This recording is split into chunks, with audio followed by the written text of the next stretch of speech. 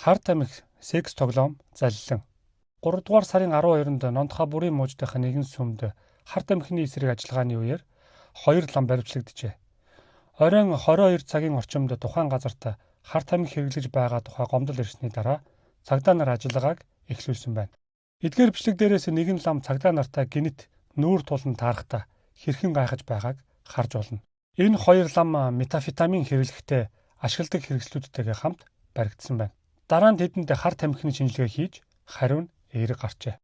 Үүний зэрэгцээ улсын өмнөд хэсэгт орших Краби мужид нэг хийдийн хамб болон 4 буддын лам мөн адил метамфетамин хэрэглэсэн нь шинжилгээгээр батлагдаж баривчлагдсан байна.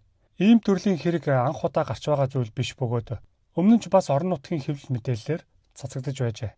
Тайландын шашны байгууллагууд сүүлийн жилүүдэд хар тамхи, секс тоглоом, мөнгөний асуудлаар олон дуйланд холбогдсон байна.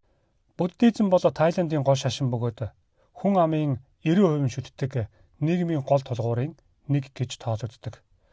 Мөн энэ системд маш их мөнгө хэрэглэдэг бөгөөд ламнар зэрэг дэвээсээ хамааран сар бүр 2500-аас 34 мянган баат хүртэлх буюу ойролцоогоор 290-ээс 3,900,000 төгрөгийн хоолны тэтгэмж авдаг байна. Үүнээс гадна сүм хийдүүд болон ламнар сүсэгтэн олноос хандив авдаг бөгөөд өндөр зэрэгтэй лам нарт энэ нь маш их ашиг авчирдаг байна.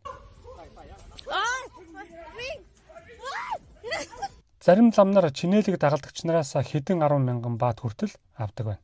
Ийм мөнгө зарим хүнийг буруу зүйлд уруу татдаг. Үүний нэг жишээ бол Праком хэмээх лам юм. 2023 онд Тайландд танигдсан энэ ламын хэрэг улс даяар шууган тарьсан. Цагдаа нар түүний байранд нэгжлэг хийхэд чамдаан дүүрэн мөнгө, ууланд болсон алтан голдмай, мөнгө шилжүүлсэн баримтууд илэрчээ. Нийтдээ Праком лам болон түүний хамсаатангууд сүсэгтэнгүүдийн хандивалсан 30 тэрбум төгрөгтэй тэнцэх мөнгийг завшсан гэж үзсэн байна. Түүнд 2024 онд 468 жилийн хорхол оноожээ. 2025 онд Тайландын цагдаа нар Бангкокын ойролцоо гольф хочтой 35 настай эмэгтэйг баривчилжээ. Түүнийг дор хаяж 11 ламтай бэлгийн харилцаанд орж тэднийг нууцаар бичлэг хийж дараа нь мөнгө нэхэн шантаажуулсан гэж буруутгагдсан байна.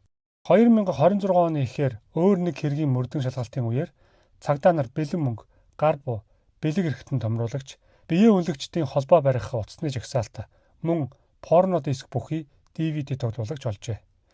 Эдгээр олон дуулаануудын үр дүнд буддын шашны лам нарт олон нийтийн итгэл улам бүр сулраг болжээ. Хэрвээ танд ийм төрлийн контент таалагдж байгаа бол суугтаа subscribe дараарай.